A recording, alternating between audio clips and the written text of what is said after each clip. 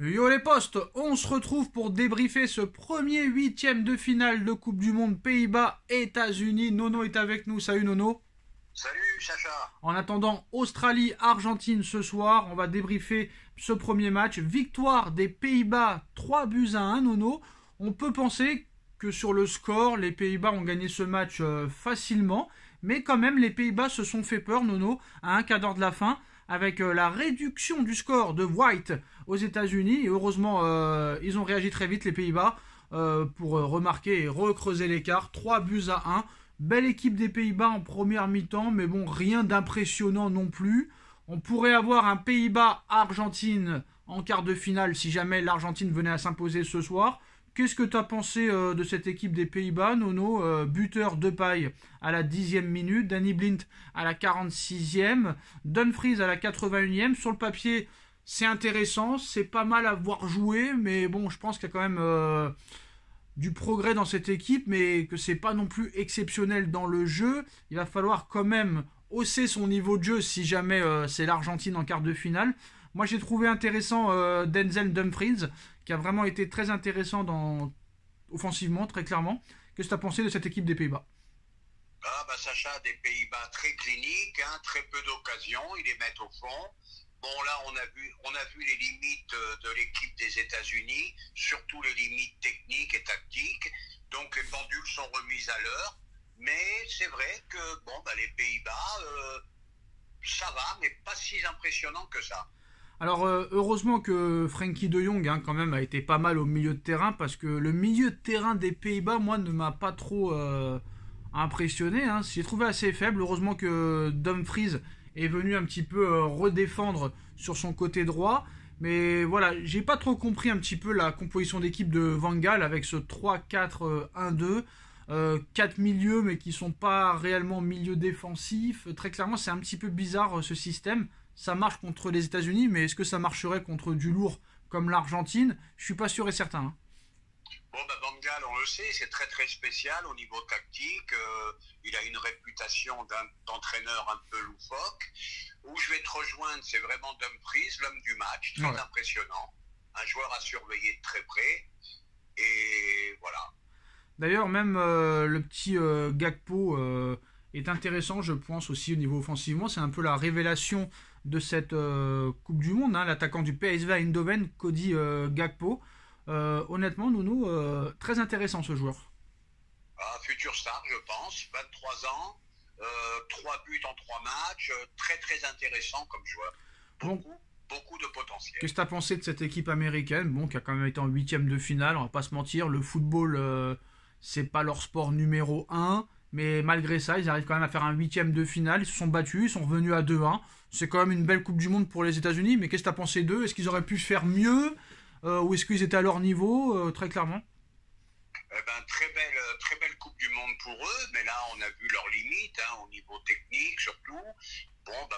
Beaucoup d'enthousiasme, beaucoup d'entrain, beaucoup de courses, mais là à un certain niveau ce n'est plus suffisant. Alors non, on va parler de plusieurs choses. Déjà, on va parler de l'un de tes joueurs préférés, Pelé. L'inquiétude grandit pour Pelé, hospitalisé d'urgence, récemment admis à l'hôpital. Alors, chers amis, je suis à l'hôpital pour effectuer ma visite mensuelle. Cela fait toujours chaud au cœur de recevoir des messages positifs comme cela. Merci au Qatar pour cet hommage et à tous ceux qui m'envoient de bonnes ondes.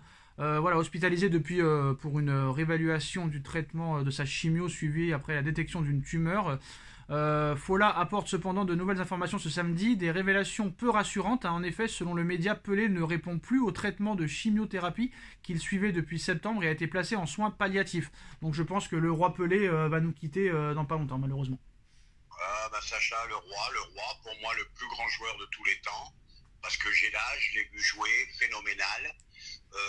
Tu regardes encore des vidéos de Pelé, surtout la Coupe du Monde 70, t'as l'impression que c'est pas du tout démodé, quoi. Un joueur exceptionnel.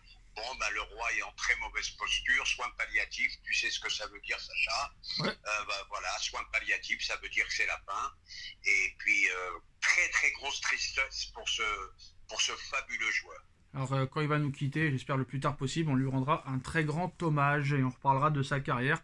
On espère quand même qu'il va s'en sortir, mais bon, soins palliatifs, ça veut dire que tu es condamné, on va pas se mentir. Nono, la blague du jour. La blague du jour, quand même, il faut un petit peu rigoler dans ce monde. Maurizio Pochettino qui tacle Pep Guardiola. Bon, bah, il fallait en parler, hein. Consultant pour The Athletic le temps de cette Coupe du Monde, Maurizio Pochettino est revenu sur son départ du Paris Saint-Germain et semble toujours l'avoir en travers de la gorge. Celui à qui on a reproché les mauvais résultats en Europe mais aussi en France, hein. Il s'en est pris à ses détracteurs, prenant en exemple l'un de ses confrères pour critiquer l'impatience du club de la capitale. Bon, il nous dit: si j'ai quitté le Paris Saint-Germain car je n'ai pas gagné avec des champions, Guardiola aurait déjà dû être licencié 7 ou 8 fois de Manchester City. Ce sont des réalités différentes. Pourquoi City ne vire pas Guardiola qui n'a pas remporté la Ligue des Champions depuis qu'il est arrivé en 2016 et pourquoi moi on me vire? J'ai l'impression que on est à l'école maternelle, Nono, on lui a retiré sa sucette, on lui a pas rendu, hein. Ah, ben lui, c'est plus le seum qu'il a. Je sais pas ce que c'est, mais à la différence de lui, c'est que Guardiola, je sais pas combien de titres de Première Ligue il a gagné, combien de Coupes d'Angleterre, combien de Coupes de la Ligue. Il arrive toujours, quoi qu'il arrive, en demi ou en finale. Ben voilà, c'est tout. Et puis le jeu proposé par Guardiola, hein, je m'excuse, monsieur Pochettino, n'a rien à voir avec la bouillie que tu nous as proposé pendant 2 ans. Moi, Nono, ce qui me dérange, c'est que là, le mec critique le PSG. Il a critiqué le PSG aussi il y a quelques mois. Et Nasser Al-Khelaifi, lors d'un match de poule, se prend en photo avec lui et l'invite à côté de lui. Je ne comprends pas Nasser, là, honnêtement. Ah, bah Nasser, des fois, on n'arrive pas à le suivre, hein. Comment tu peux te faire autant critiquer et inviter le gars à côté de toi à regarder un match en loge? Bon, bah peut-être, parce que c'est l'ancien entraîneur du PSG, et malgré tout, il fait partie de la famille, j'en sais rien. Pourquoi il a pas invité Tourelle, alors? Non, mais faut arrêter. Ah, bah j'en sais rien. Non, faut arrêter cette sympathie. Alors d'ailleurs, moi, bon, on va pas revenir sur les propos de Nasser à l'équipe qui parle, qui critique, hein, qui clash très clairement la mairie de Paris, en expliquant qu'on peut plus rester comme ça, qu'il nous faut notre stade. Le Paris Saint-Germain est arrivé à un tel point en Europe qu'il lui faut son propre stade, qu'il doit être propriétaire. On a proposé 50 millions d'euros. La mairie de Paris en veut 500 millions. Donc très clairement, Nasser a dit qu'ils allaient partir du Parc des Princes, qu'il n'y avait pas d'autre choix. On aurait préféré rester et agrandir le parc, mais la mairie ne veut rien entendre. Donc normalement, ça va partir, hein. On a essayé d'acheter le parc depuis 5 ans. À chaque fois, on nous a dit après l'élection à la mairie, puis après l'élection du président. On a perdu 5 ans. On aurait déjà pu construire un nouveau stade depuis. Là, on n'avance pas, donc on sera dans l'obligation de partir si jamais on ne trouve pas de solution en fin de saison. Très clairement, nous sommes de gentilles personnes, mais nous ne sommes pas stupides. On a été très gentils, maintenant c'est fini. Ils profitent du fait qu'on a été gentils, ils nous prennent pour des pigeons, ça suffit. Là, par contre, c'est du vrai Nasser. Ah, bah là, c'est du grand Nasser. Moi, je suis ravi. Bon, par contre, un problème qui va arriver, c'est que vraiment, si on change de stade, il risque d'y avoir des problèmes avec les supporters, parce que le Parc des Princes, c'est quand même un truc national. Voilà.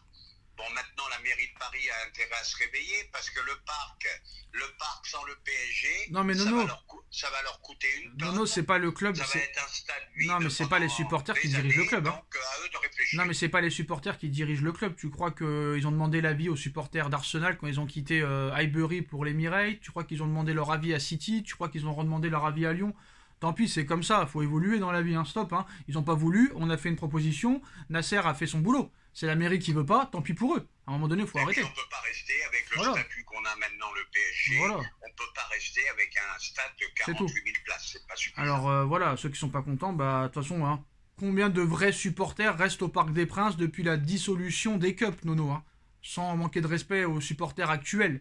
Combien de vrais supporters? Parce que moi, quand on était abonné en 2001, 2002, 2003, je me rappelle des chants à l'époque, je n'entends plus trop les chants de l'époque à l'heure actuelle, Nono, hein. Donc à un moment donné, quelle sorte de supporters sont au Parc des Princes à l'heure actuelle?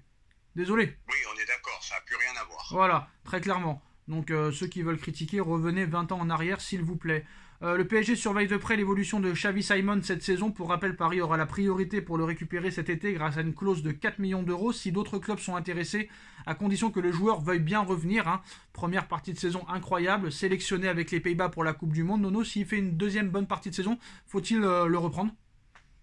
Eh ben moi, je vais te dire, je mi-figue, mi-raisin. Bon, d'accord, il fait une bonne saison avec le PSV.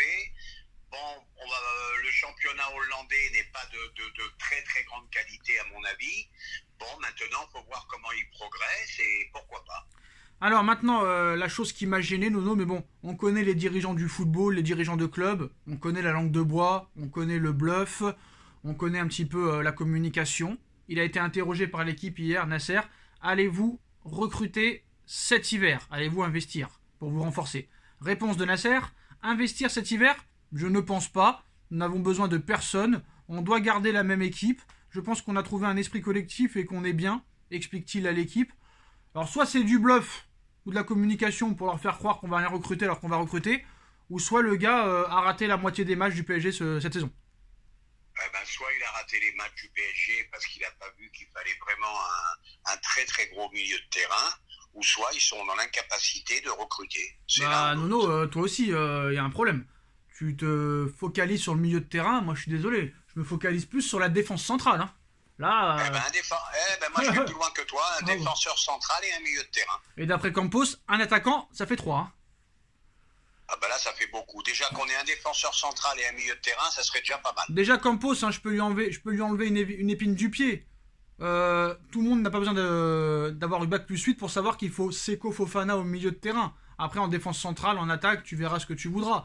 Mais voilà, t'as Seko Fofana, tu balances 40 millions et tu l'auras. Et est-ce que tu es d'accord avec ça? Et est-ce que tu penses que Vitinha peut nous ressortir des masterclass comme il a fait contre la Corée, parce qu'il était tout seul au milieu de terrain, hein, tout seul, hein, comme au PSG en cette première partie de saison. Un grand Vitinha au milieu de terrain contre la Corée, on est d'accord là-dessus. Et puis bon, tu sais bien pour moi que c'était le joueur que je voulais, c'est Fofana. Maintenant, hein, c'est pas moi qui tiens les finances du club. Non, mais non, vous me faites rire avec votre milieu de terrain, c'est la défense centrale qui pose problème. Tu n'arrives même plus à faire un match. Oui, mais tu me laisses pas finir. Milieu de terrain et défenseur central. Non, le contraire. Défenseur central, puis milieu de terrain. Je suis désolé. Voilà. Non, je suis pas d'accord avec toi. Défenseur central en urgence. Oui, je suis d'accord. Non, tu préfères un milieu de terrain, Nono. Tu préfères un milieu de terrain, qu'est-ce que tu veux que je te dise? Alors, c'est la faute du milieu de terrain si la défense est mauvaise, alors, d'après toi? Pas du tout, ça n'a rien à voir. Mais tu peux pas rester avec Vitinha, Verratti à un très haut niveau en Ligue des Champions. Et tu peux pas rester avec Kipembe, Marquinhos et Sergio Ramos, pareil en défense centrale. Je suis désolé, quand tu en prends 3 contre 3 et 2 contre Maccabi en 2 matchs, si tu dis que là t'as besoin de personne et que t'as pas besoin de recruter, désolé Nasser, mais là j'ai du mal à te croire. Ah bah oui, là il doit pas ouvrir les yeux parce qu'il a bien vu, même là lors de la Coupe du Monde, qu'à peu près toutes les équipes jouent avec 3 milieux. Hein. Alors c'est du bluff ou c'est de la communication ou c'est la vérité? Alors là je peux pas te dire, moi je pense que j'espère que c'est du bluff. En tout cas il a dit je ne pense pas, donc ça veut pas dire un non catégorique.